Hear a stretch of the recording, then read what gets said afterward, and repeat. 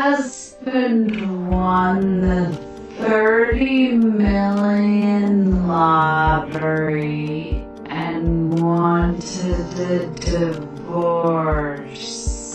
That night, I packed my bags and returned to my hometown.